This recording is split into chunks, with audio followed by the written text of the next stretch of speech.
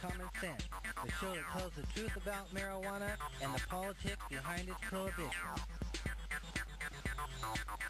Bringing up LB Musica, one of the only living members of a government program. She gets marijuana from the federal government in the mail each year. LB, welcome to Seattle Hemp Fest, darling. We're back! We're back! And I'm looking forward to the day we come back here to celebrate that laws at last are a thing of the past when it comes to our issue. I wish it was as simple as just going, waiting for the mail. No, unfortunately, they make me go to Florida at least once a year, hang out there for a month or two. It's at the height of winter. I don't mind that too bad. I get to pick up my marijuana grown in Mississippi. Cannot be mailed to me to Oregon. Even if I have doctors here, I have to go.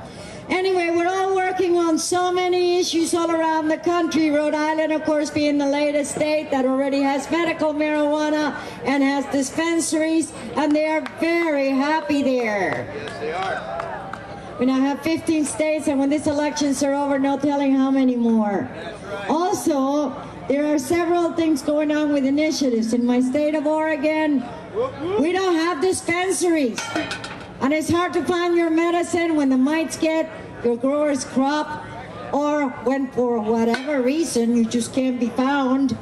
And then if you're traveling, think of the convenience of stopping somewhere. You got your card with you, you can stop and choose a medicine that will suit you for that particular part of your journey.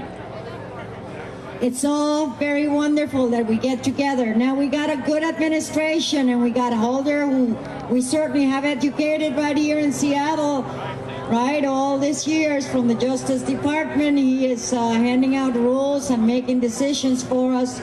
It's more important than ever that we get in touch with our legislators and see what we can do. Time for him. We definitely passed it in Oregon so that marijuana is a Schedule II, not a Schedule I drug. So that's against the lie that we are propagating from Mr. Nixon's time still onto now, and which could be wiped out with one executive order. Your president needs to hear from you. There are people trying to help, and Gasper on the radio has gotten Ed Rosenthal to finance a project in which some of the legal smokers and I will go to Washington with Marilyn Matrix, who's one of the co-founders of Patients Out of Time, and trying to explain to our legislators that we cannot continue to uphold this prohibition. It's causing too much pain, too much heartache. There are so many medicines right now that are being patented using parts or some of marijuana. Marijuana is medicine, and everyone knows that now. But the most exciting things that are going on, as Rick Simpson showed us at the beginning of this year with his tape, Run from the Cure. However, now there's a newer take that really goes into all the leads about cancer and cannabis, and there is no way to ignore this scientific evidence anymore. So we really need to present it and make it clear to our legislators. We need our health back. We don't need to have this many cancers. We need to have plenty of pure hemp seed oil like they do in Finland. And cancer is prevented because it leaves a coat protecting your immune system. Manitoba here makes wonderful non-narcotic hemp seed oil that we should also take. I am concerned about California and their new law. I would like to see changes. However, when it puts so many more restrictions on the bad laws we already have, making them worse, there's no way I could go for that. I'm sorry. Pay attention to what you're doing and keep it moving, keep it going strong. Remember that you are part of the largest majority of people, that's right, in the United States. There is no segment in your community that doesn't have pot smokers, whether you only hang out with judges, doctors, nurses, any other professionals, or whether you don't have a professional goal at all, but you're an entrepreneur and you do well with your life, or whether you're doing nothing. Chances are you know people who smoke if you don't smoke yourself. Okay, it's time for me to leave you, but I gotta remind you that as I travel, and I have done every state in the United States and several countries, the only opposition I ever find is from the pharmaceutical industries, the insurance industries, and most of all, the corrupt prison system. Somebody misquoted me and said the press. I love the press. They've always been good to me. It's the prison. Let the true spirit of love always be your guiding light. And I hope next year we come to celebrate. Thank you. Thank you, Vivian. Keep up the good work. LV Musica, show your love. Our next speaker, Donnie Wirtschafter, is just one of the pioneers of industrial hemp in America. He's an attorney, he's a businessman, a philanthropist, and he's a long-standing Seattle Hemp Fest Corps member. Give it up to my brother, Donnie Wirtschafter. Thank you, Seattle. Hey, welcome to the house of Jack Bill. We would not be here, HempFest would not be here, were it not for Jack Herrera. Is that right? Yeah. We owe it to Jack to do something about this prohibition. So I want to tell you a story about a case that's going on here in Washington. People haven't read about this in your newspapers yet, but listen to how ridiculous the drug war gets. While you sit here comfortable in Seattle, knowing that our energy passed an initiative that keeps the cops off our backs and out of our pockets, the rest of Washington, the rest of America suffers. So it isn't just winning an initiative in Seattle that's going to get this gorilla off our backs. It's stopping this whole damn drug war, freeing our friends in jail, and starting over again with tax and regulator, whatever you want to come up with. Just let's stop this present chaos. Okay, so listen to this and how bad the DEA gets in this crazy state of ours in Washington. And if you work for the DEA and you're sitting here in your tie-dyes today, I want you to listen up extra hard because this is about you, okay? So we got a normal couple in Washington. The woman is really sick. She had polio as a child, has blown up from that, 400 pounds, gets surgery, surgery goes bad, and she spends a month on the operating table just to save her life. They had her in a coma for a month just to save her. She has no stomach anymore from this, right? She's had a crazy diet where she has to eat papaya all day long to stay alive. They're up there by the Canadian border in the middle of nowhere. How do you get papaya? They built a greenhouse and filled the greenhouse with papaya plants. And 2 years later, they got their sustenance in papayas coming out of their greenhouse. And the DEA gets wind of them, of their son growing pot in an adjoining place. And the DEA comes up in the middle of the night with boats up the river, sneaks on their farm with ninjas, guys in black hoods. I mean, this is how people get killed around here. And they sneak on the farm trying to find the marijuana and can't find it, but oh, there's a greenhouse, okay? So they come back the next day and that was what they call a sneak and peek, okay? And then their technique was to do a knock and talk. Where they come up and knock on your front door, oh, hi, we're just looking for somebody. And they look around and whatever. So they do the knock and talk and they say, oh, we can smell marijuana. Now, these are licensed Washington patients, and that's not easy to be, right? These are licensed Washington patients, but this is our federal government at work.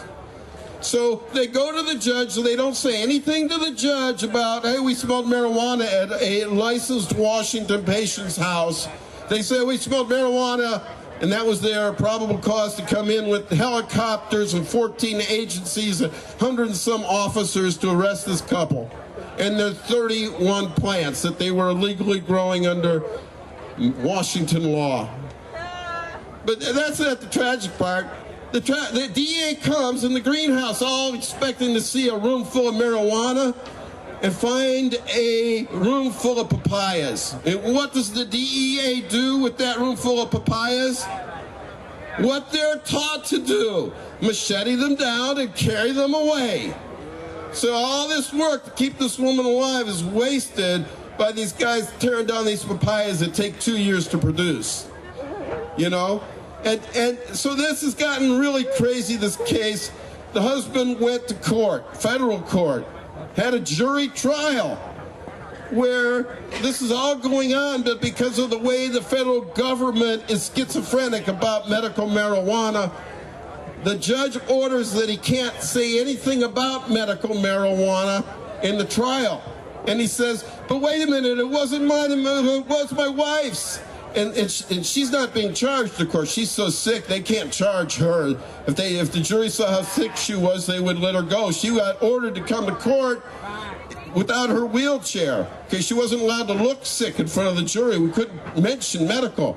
They couldn't mention the fact that on the wall of the grow is all her medical paperwork and her saying, this is mine, I'm responsible. The husband being charged with this crime couldn't even say, it's my wife's. That's how crazy this trial is. So now their farm is up for forfeiture. They're going to have to go through all these steps of appeal. He lost his job, on and on and on. It's just been from a family that was surviving, they're going to kill these people. And this is our government, okay? So, I want you to all think about the hemp and what it can do for us, but I want you to think about all these people that we need to go to the aid and help. There's a lot of people out there, and just because we're comfortable here and after years of work, we can be comfortable toking on this grass without having the cops come in and grab us. Thank you, cops. Thank you, everybody, for being so kind that we won this victory here. We have to spread this victory across the country. So help all these groups you see at these booths. Go buy your hemp clothes. Join something, do something about it, because we are in a heap of trouble. These guys are not letting go very easily. Thank you. My name is Rick Cusick. I am the associate publisher of High Times Magazine. Thank you. The #1 marijuana magazine in the whole world. You are the people at the 19th annual Seattle Hemp Fest, the #1 marijuana event in the whole world.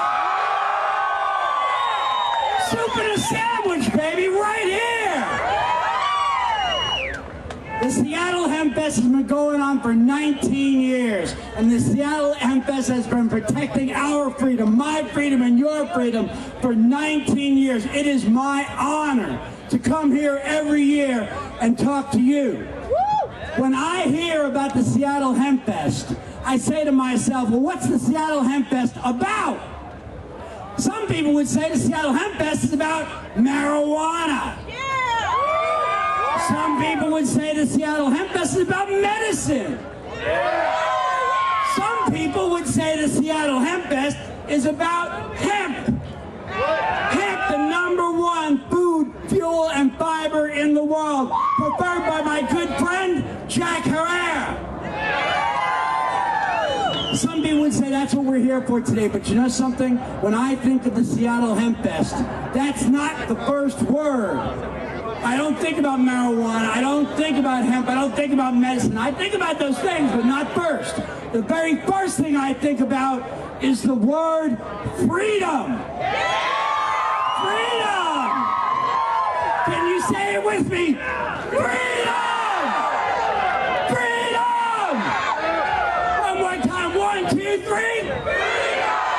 That's right, that is the sweetest word in the world. And that is what the Seattle Hemp Fest is about. You might say, no, it's about weed. No. You might say, no, it's about medicine, it's about hemp. But I'm going to prove it to you.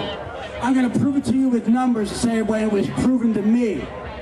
I'll give you a number.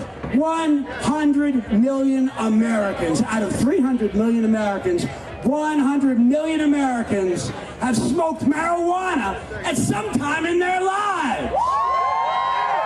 And every year in the United States, 25 million Americans smoke it at least once a year. And every month in the United States, at least 15 million Americans smoke it once a month. And million plus Americans smoke marijuana every single day. Am I to take that? There's a few of you guys out there, yeah? Every single day. Now let me tell you another set of numbers. Another set of numbers that gives that first set of numbers meaning. Over 800,000 Americans every year are arrested for marijuana. Damn. Over 600,000 Americans every year are arrested for simple possession. No weight, no selling, just a little head stash that they want to get high on. 600,000 plus Americans. Let me ask you this. Anybody out there 25 years or under 25 years old? Woo! Who out there is under 25 years old? God bless you. I wish I was under 25 years old. But let me tell you something. 400,000 Americans, almost 450,000 Americans, every year who are arrested in this country are under 25 years old. Make no mistake, the war against marijuana is a war against young people. Most of the people who are arrested in this country are under 25 years old. And that's not by accident. They target young people. When you are young, when you are under 25 years old, you have the opportunity to express freedom like you never will again in your life. You have the freedom to explore. You have the freedom to find out the things you love, the freedom to find out the things you hate. When you're under 25, the world is your oyster. It used to be mine. I'm 56 years old. And I'm looking back, man.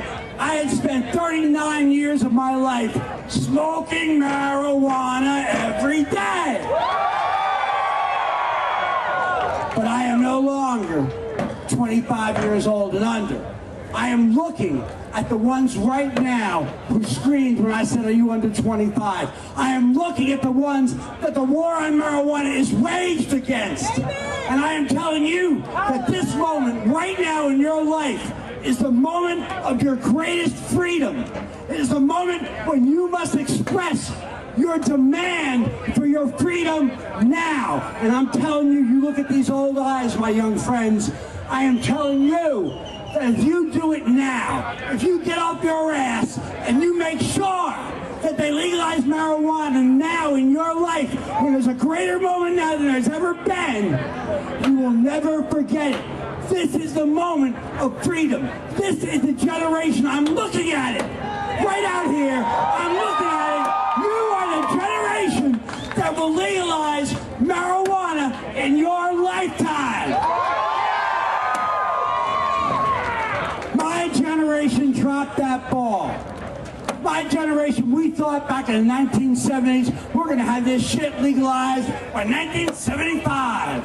That didn't work. 1979, that didn't work. 1985, that didn't. On and on. Good people my age kept that ball in the air.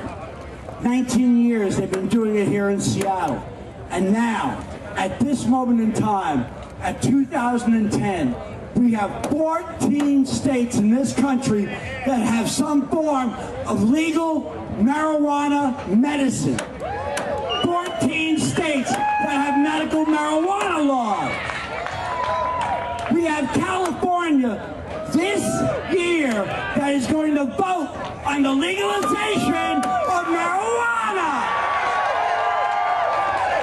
So what you gotta do is get out and vote. What you gotta do is tell your mother, tell your father, tell your sister, tell your brother, tell everybody you know that this is the moment that you must legalize marijuana. That this is the moment you get off your ass and you do what we didn't do.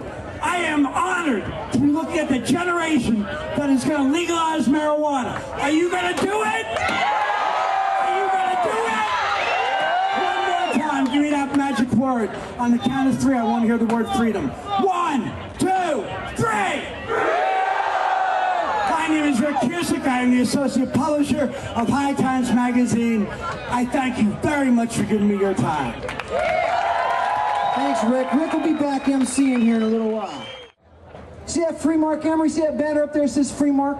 Awesome. Jody Emery, editor of Cannabis Culture magazine and British Columbia Green Party policing critic, is married to the Prince of Pot, Mark Emery. Mark Emery is a prominent activist and philanthropist in Canada who funded the marijuana movement worldwide with millions of dollars from his cannabis seed business. In 2005, the U.S. Drug Enforcement Administration had him arrested in Canada. After years of trying to fight extradition, he was brought to Seattle. What a disgrace. He was brought to Seattle, Washington for a 5-year plea deal, prison term in the United States. His wife, Jody Emery, continues to operate his store and website and will run Canada's next federal election as a Green Party candidate. Jody is devoted to her husband, devoted to bringing Mark Emery back home, ending the war on drugs, so no one else has to spend a single day in prison for pot. No prison for pot, Jody Emery. Give her a welcome. She came from Canada to speak to you. Thank you, Vivian, and thank you to everybody in Seattle. Everybody at Seattle Hemp Fest has been so good to my husband, but has also been so good to you. To look at this and know that I'm standing in the United States of America, where millions of people are locked up and arrested, their lives ruined because of cannabis, that you're able to have this here, where you can find out about where to buy marijuana seeds. And meanwhile, half an hour that way, my husband sits in a prison cell, maximum security, awaiting sentencing for selling seeds. And it wasn't just selling seeds that got him in trouble, because there's a lot of people selling seeds. But Mark Emery, the Prince of Pot, as he was known around the world through CNN, National Geographic, Rolling Stone, everybody knew of Mark because he was the leader to many in the movement. Back in 1994, he went to Vancouver and he said, "This movement needs money. Our enemy has endless money. The government, the police, the prisons, they've got all the money and we need money." So he decided to sell marijuana seeds and said, every dollar I raise will go back into the movement. Every dollar will go towards medical marijuana initiatives, which he funded in Colorado and Arizona and Washington, D.C. He did federal class action lawsuits against the government on behalf of medical marijuana patients. He sold millions of seeds all across America, through California and every state, to help you grow your own medicine so you wouldn't have to buy from the cartels. Because Mark's mission was very clear, and he stated it with every order of seeds he filled and every dollar he spent. He wanted to plant the seeds of freedom and overgrow the government. And his mission was to enable people to be free from this oppression, because a lot of people know about Mark, Free Mark Emery, Mark Emery, the Prince of Pot, but there are thousands and thousands of people who are in prison right now who nobody knows who they are. Nobody's calling for their name or hanging a banner up. So even though it's horribly depressing to be away from my loved one and to have him locked up here when he was facing life in prison, to take a 5-year plea deal so his 2 co-accused didn't go to jail, to know that he has this much support represents that all drug users and abusers and everybody who's suffering in the United States prison industry is a victim of this war on drugs, and it's got to end for everybody. So that's why he spent millions of dollars and devoted all of his time doing Cannabis Culture magazine. Pot TV was the first video streaming website. He helped spread information. He ran in elections. He funded the U.S. Marijuana Party. Millions and millions of dollars went towards ending the war on drugs. And when the DEA came into Canada in 2005 and had him arrested on conspiracy charges, they said he was going to go to prison for 30 years to life, but that it was a significant blow to the marijuana legalization movement. They said that Mark Emery was targeted for his legalization activities. Seeds weren't even mentioned in the press release. So it's very clear that this U.S. government and the DEA, who's operating in countries all over the world, is going after the people who are fighting for freedom, because they don't care about the real drug dealers or the cartels, or they would be able to solve that problem. What they care about is dissent and calling for peace and tolerance and freedom and no more government oppression. And so while I go and visit my husband tomorrow morning and I tell him about this enormous crowd and all of these people here celebrating freedom, which has been done so well by all of the people behind Seattle Hemp Fest who need your support, he'll be so pleased to know that if you all just do something, spread the word Free Mark Emery, because it means free all the prisoners of the drug war. and that's what we've got to do. So on September 10th, downtown here, Mark is being sentenced. I hope you show up at the federal court, show your support. And on the 18th, there's a worldwide rally. We've had 3 worldwide rallies for Mark. And on the 18th, if you just go and stand on a street corner, hang a big sign off an overpass, to say Free Mark Emery or Google Mark Emery, and people will look him up and realize that this war on drugs is so unjust. It's one of the worst human rights abuses that ever was, and we've got to end it. So let's work together, get involved politically like I do, donate to the Hemp Fest, because people like Mark aren't around with money to give around to others. They rely on your support. So if you're here, donate $10. I donated. I mean, I'm from Canada, you're from here, you're enjoying this moment of freedom, this beautiful day in this park in Seattle, where you're in the United States of America, one of the most oppressive countries on earth. But you have this freedom and you keep fighting for it and you'll get more and more. And I hope you help me bring my husband home to Canada, get him a prison transfer treaty, go to freemark.ca, cannabisculture.com, look him up and help everybody in the drug war, because when you free Mark Emery, we free ourselves. Peace and pot.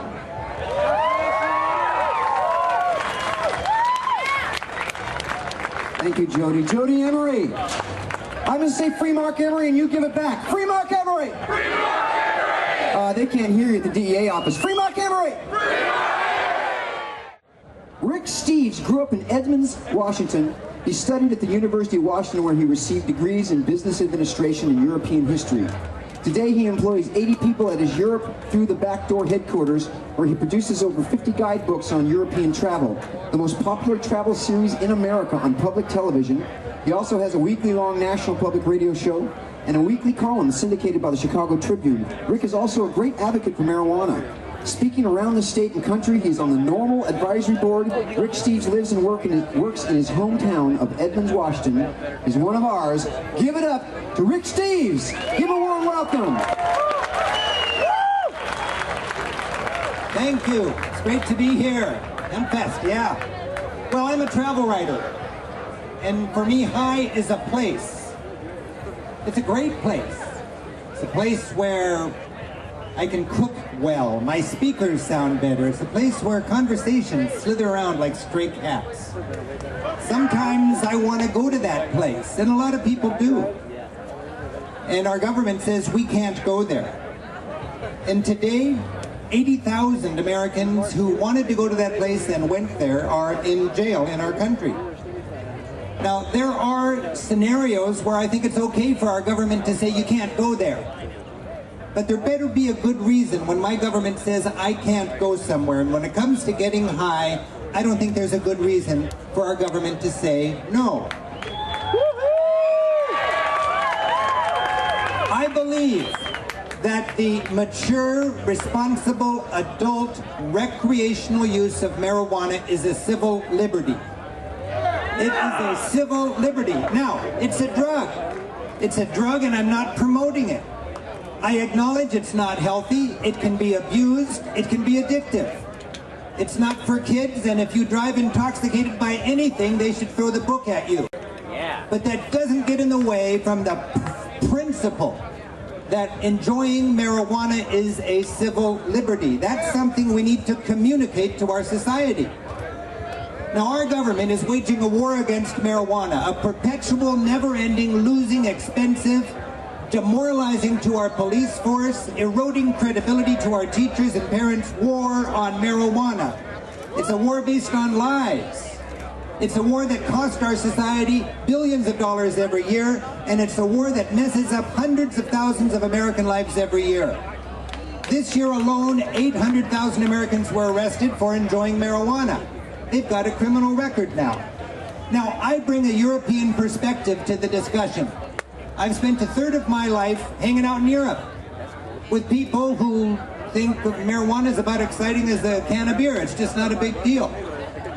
Now, when you think about the European approach to drug problems, and they've got drug problems just like we've got drug problems, they measure their drug problems or the success of their policies on drugs not by how many people do you lock up, but they measure it based on a concept called harm reduction. This is a radical difference between our and their approach to drug abuse and drug problems. In Europe, they want to take the crime out of the equation and consider it a health problem and an education challenge. And my European friends tell me time and time again that a society has to make a choice: tolerate alternative lifestyles or build more prisons.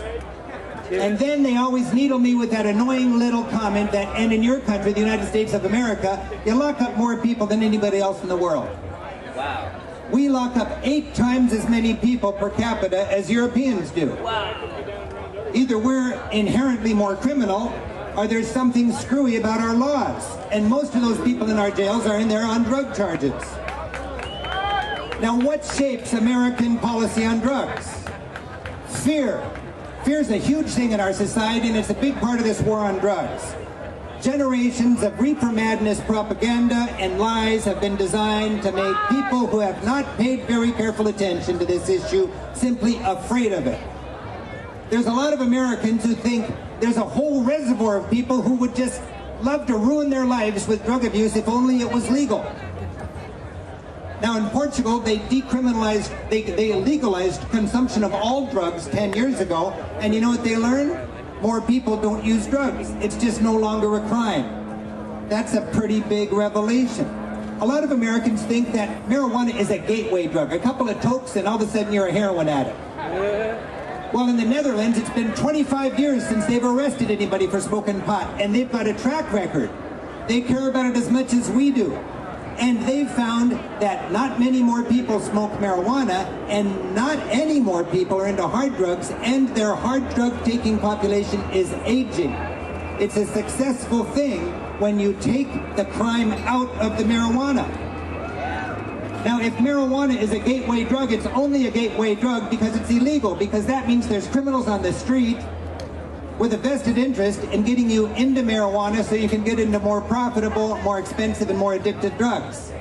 The only thing gateway about marijuana is its illegality.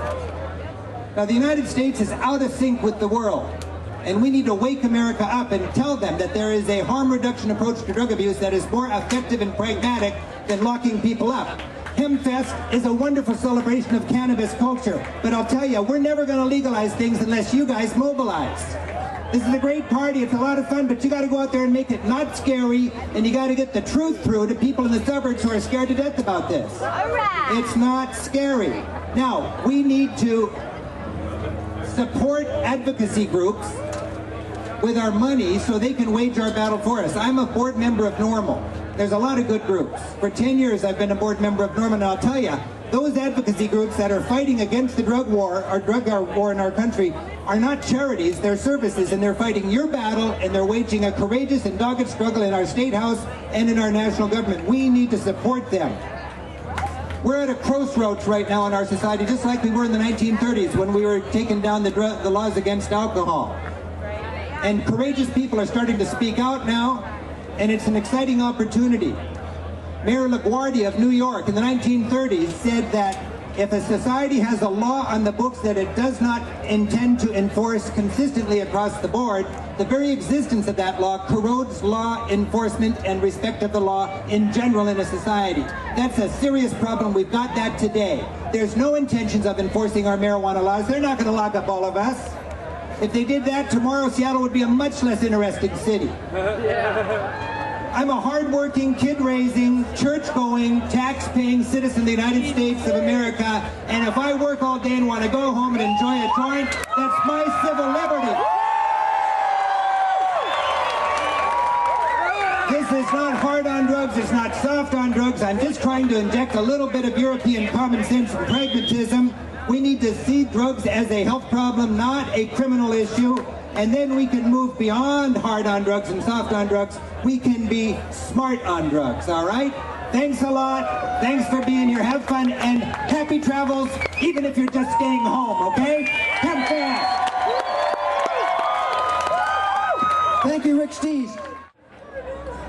Gatewood Galbraith, come on up here, my brother man, all the way from Kentucky.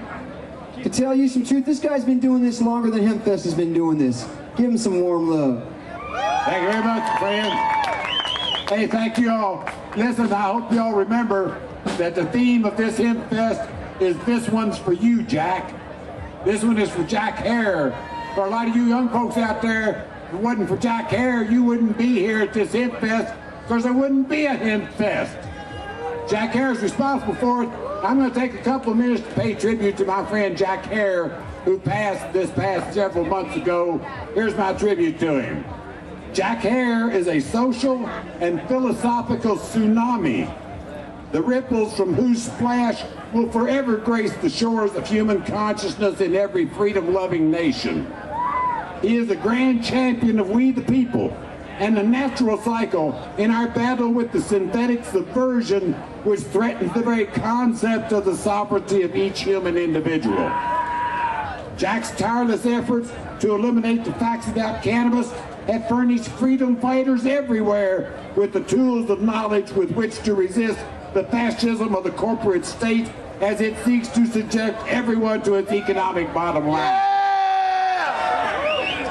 Jack recognized that cannabis is a gateway to existentialism, which enlightens our existence and is the basis of our freedom of choice. He also recognized the miraculous healing powers of this herb, and many sick and dying people have found comfort in its use after reading his wonderful manifesto, "The Emperor Wears No Clothes." I am one of them. Jack Hare's grand spirit may have left his worn-out body, but he has entered into the hearts and minds of millions of us who will forever be grateful to have been educated by his commitment to the truth. God bless you, Jack Hare. The message that Jack and I have is that your younger generation are open to perils to which he and I never had to conceive. That there is a great move afoot to take you out of the property of sovereign human beings and put you into the property of the man. The man. The petrochemical, pharmaceutical, military, industrial, transnational, corporate, fascist, elite son of a bitches. Who see the Constitution and the Bill of Rights as impediments to the implementation of their New World Order and global economy. And they are not warm and fuzzy about you or me or our children or grandchildren. And they are afraid to give everybody in the rest of the world due process and constitutional rights. So in order to make it one world, they're going to take ours away. And the question of hemp, the question of cannabis, is the most vivid illustration of how this government has overstepped its bounds in policing the private behavior of citizens. When they told us we couldn't plant a hemp seed in the ground, they severed us from the natural cycle. That is what they seek to do. I call it the synthetic subversion, where they want to replace all the natural products on earth that used to be grown out of God's earth and God's seed, and replace them with synthetic products and knocked our farmer out of the agrarian society and the agrarian market and made the ghost towns of our small cities and villages across this country. We need to rediscover a cash crop, one that will allow our farmers to go back to the land, one that will allow our farmers to compete with the petrochemical pipelines. You plant U.S. 7% agricultural land in hemp, you wouldn't have to import another drop of oil. We can replace the spills in the Gulf. We can replace the environmental catastrophe that the petroleum pipelines have cast upon Mother Earth, and instead let our farmers grow hemp as a fuel crop. In 1991, Willie Nelson and I poured hemp oil into my Mercedes diesel and drove it across Kentucky in my bid for governor. That's why he started his biofuel plant. Listen, folks, you all have been handed a torch. Jack Hare, bless his soul, passed away. I'm getting old up here. You know, we cannot carry this ball much longer. You have to become educated. You have to learn the truth. You have to reach out there and grab the responsibility of maintaining your freedom. Every generation must rewin its own freedoms. And those very sacrifices, right up to the very last second I've been talking to you, made on your behalf, cannot continue anymore. What really counts is your all's commitment to what sacrifices you're willing to make in the future to maintain your freedom. and it's right there in front of you. I encourage you to learn the law. I encourage you to learn the political process. I encourage you to reach out there and take responsibility, your own freedom, live your life like a warrior. God bless you all. Thanks for having me out here in Seattle.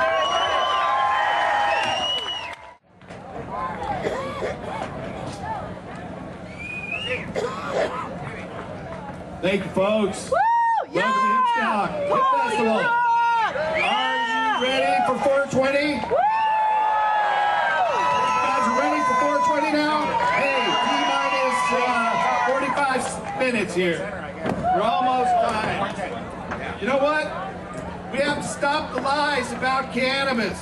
It causes so much suffering in this world. So many of our brothers and sisters are in jail. You know, Mark Emery, we got his picture right up here. There's Roger Christie, a reverend who was doing religious work in Hawaii. He's being held without bail. They're saying he's never been arrested for cannabis before or anything. He's 61 years old. They're saying he's a danger to the community, and they won't let him out on bail, and they're holding him until next April for a trial. Will probably be after that. But Eddie Lepp, spoken on this stage many times. He's being held for 10 years. So we gotta let our people go, you know, in marijuana prohibition. About 32 years ago, I went to a rally that was much like this one, right in front of the White House. It was the White House smoke-in, organized by the Yippies and Dana Beal. And that got me motivated and involved in the movement.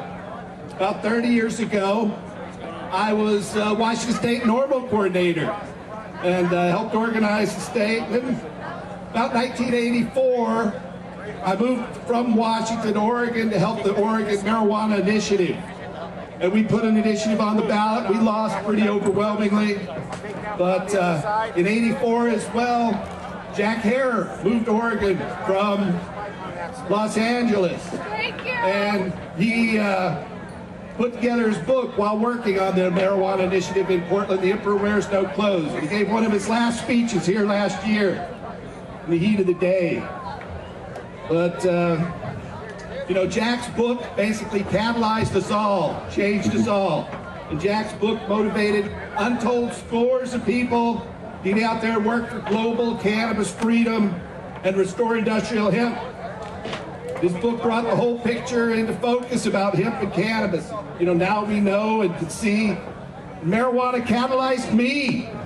Marijuana motivates me. And I studied Chinese for a couple years and went to school in China and started importing hemp fabric and hemp paper back in the early 90s and had a company, Tree-Free Eco Paper, sold hemp paper. I started and continue to produce a live weekly television show, Cannabis Common Sense. Plays on cable here in the Northwest. And I also started and today run THCF, the Hemp and Cannabis Foundation. And in addition to being the sponsors here, perhaps most importantly, THCF has helped almost 150,000 people all across the United States, from Detroit, Michigan and Marquette, Michigan, out to Kapa'a, Hawaii and Honolulu, become legal medical marijuana patients where they can legally possess, use, and grow their medicine. But you know what? It goes much deeper than this. Cannabis hemp is deeper than its incredibly long taproot. Marijuana's deep. You know, cannabis hemp catalyzed human civilization itself. Marijuana jump-started human civilization. All archaeologists agree that cannabis was among the first crops purposely grown by people. Over 12,000 years ago, people began growing hemp, and its cultivation spread from the high Himalayas of Tibet and Nepal and Pakistan and Kashmir. And it spread down to the valleys of the Yellow River Valley in China, the Wanghe Valley, and to the Tigris-Euphrates Valley in Iraq, to the cradles of agriculture. You know, marijuana could very well be the whole reason that our ancestors gave up hunting and gathering and started agricultural settlements so they could have their stash. And I believe that cannabis is the most sacred gift from the Creator to us, humanity. Cannabis is the holiest of the holy gifts from our Mother Earth. Every part of cannabis hemp is highly useful for the diverse multitude of our needs and the needs of human civilization. There's only one plant capable of taking care of most of human civilization's needs, and that's marijuana. When we restore marijuana to its rightful place and industrial hemp to its rightful place in our economy, we're going to see marijuana fuel. And a great deal of our fuel and energy needs are going to be made from the seeds of marijuana. Marijuana seed oil run any diesel engine. The marijuana stems produce most of our fiber, can produce most of our fiber for clothing, paper, building materials, and it can wipe out deforestation and stop a great deal of our pollution. Hemp seeds produce more and healthier oil and protein. Hemp protein and oils are rich in the essential fatty acids, or the EFAs, that our brain and cardiovascular system need. Marijuana seeds make omega-3, 6, and 9 in the perfect ratio for human health. And hemp protein from marijuana seeds makes all 8 of the amino acids that our body needs, again, in just the right ratio for human health. When marijuana seed oil ages and goes rancid, it's no longer useful for a food, but it's a productive biodiesel fuel. You can take that oil, pour it right into any diesel engine, and it's going to run it with no conversions, the engine or the fuel. And you can synthesize it into gasoline and plastic, and anything petroleum can make. It's not only healthy for us, it could solve our world energy problems and wipe out a lot of pollution. The hemp stalks, the stems, are the most productive source of fiber on earth, making 10 tons of bast fiber for canvas, rope, lace, and linen, and 25 tons of hurd fiber for paper and building materials per acre. Way back in 1916, the United States Department of Agriculture put out a bulletin, Bulletin 404, said a waste product for making canvas, rope, lace, and linen from hemp. That waste product makes 4 times more paper than the most productive tree species. The U.S. Department of Agriculture, back there in World War II, put out a video called Hemp for Victory. They showed farmers how to reintroduce hemp. It's available on YouTube. And that's just the seeds and the stems. You know, we need these seeds and the stems. Don't throw them away. But then we have the flowers. Hemp flowers make human brain chemicals, or neurotransmitters, and medicines that help fight cancer, multiple sclerosis, neurodegenerative diseases, gastrointestinal disorders, relieves pain, helps glaucoma, stops seizures and spasms, and restores balance in the body, restores homeostasis. The flowers of hemp will also make you laugh, make you feel good, and relieve depression, post-traumatic stress, and anxiety. I truly believe that hemp is our Mother Earth's greatest gift to humanity. You know, the forces of ignorance, evil, and darkness are afoot. The laws against marijuana are just plain wrong. Marijuana prohibition is a conspiracy from the wealthy of this world to feed us poisonous petrochemical products. When we legalize marijuana, hemp will create an untold multitude of jobs and return economic control to the people. No more wars for petroleum when we start to use hemp again. Instead, hemp can lead the way to economic and ecological sustainability and help save the remnants of our biosphere's precious heritage for future generations and the 7th generation and beyond. You know, right now, cannabis freedom is dawning with votes across the West.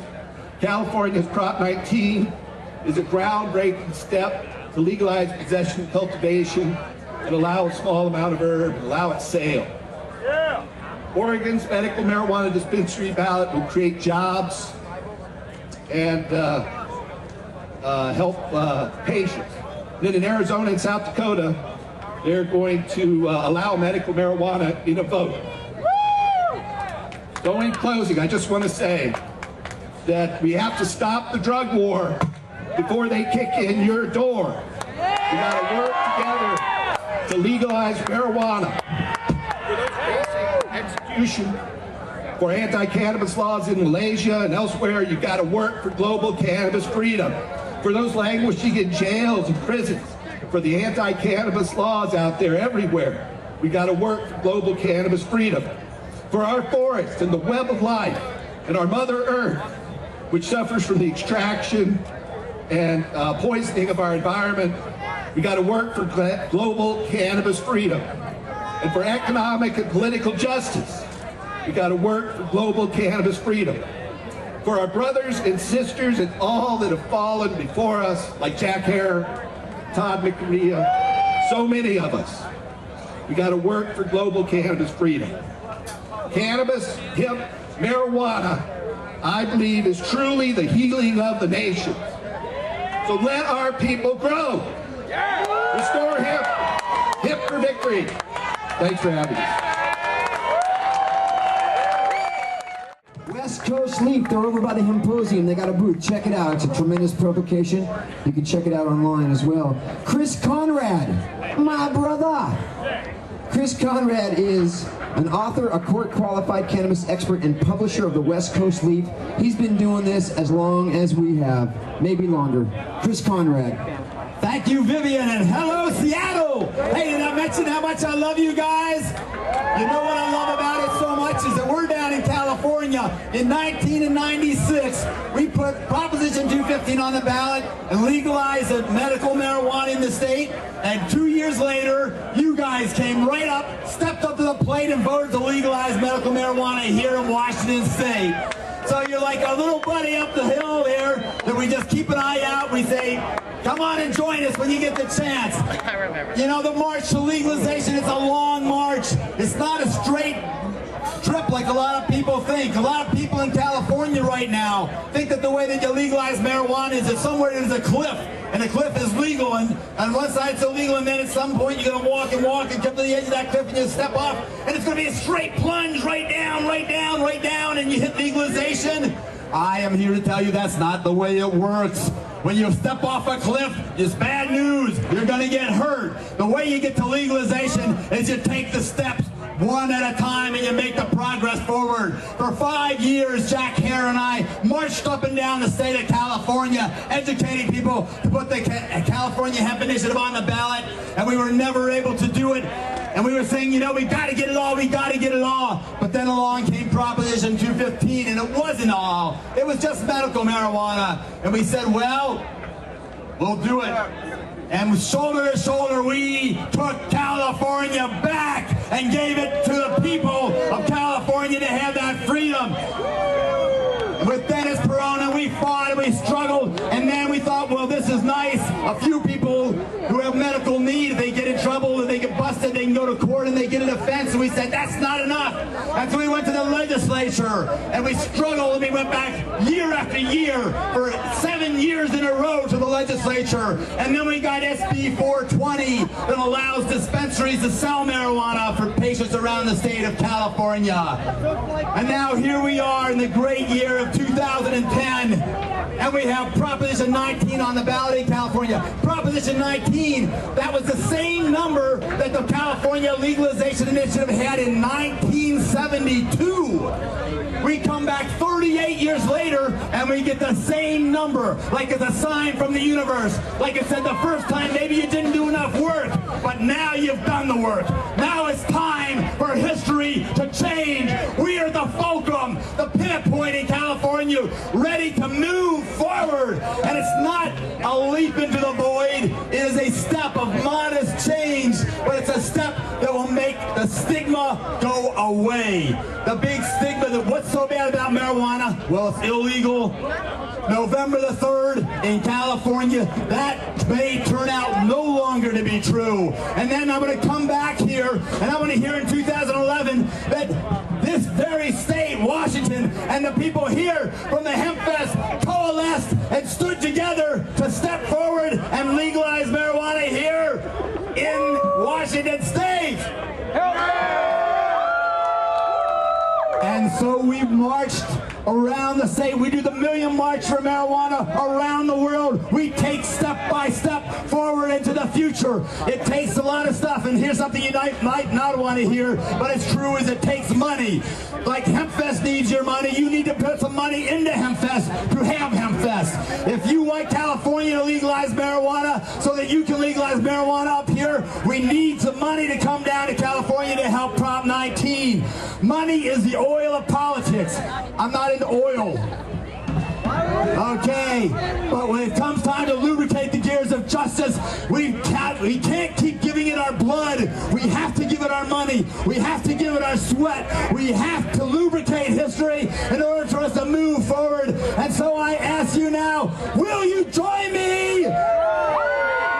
Will you join Jack Hare? Will you join Amsterdam and step into the future?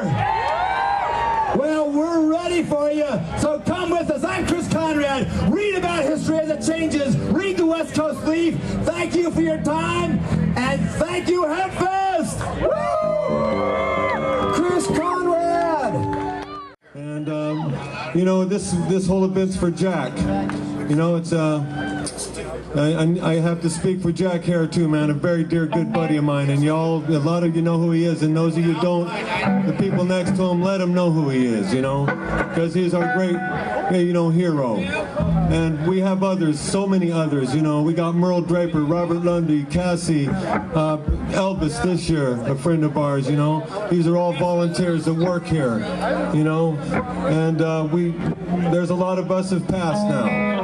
And we're a lot of years down the road. So my message really is that there's a lot of youth out there, you know, and there's a lot of apathy in the country. And you know, I voted this last time, and I'm not saying that I'm the happiest camper in the world with the way things seem to be working out with all my votes, but one thing's for sure, you know, you can't get nothing done if you don't do it. And so what I'm saying is that locally, this is what we've done here. You know, we put an initiative together to make marijuana the lowest police priority. Then we turned around and we, at the same time, we, you know, made us a medical law here in Washington State. And a lot of people are not in jail that would be there. So the point is that, you know, even if you don't want to vote nationally, and even if you don't want to think about international politics, vote locally. Register to vote, vote locally, man. Change your neighborhood. Go back to all the places where you live. Change your neighborhoods. Change the attitudes. Talk to your minister. Talk to your mom and dad. Talk to everybody and let them know the truth about this plant and how, yeah, as you can see, we're capable of being a living community. There's nothing dying that I see here in this community. I only see life here.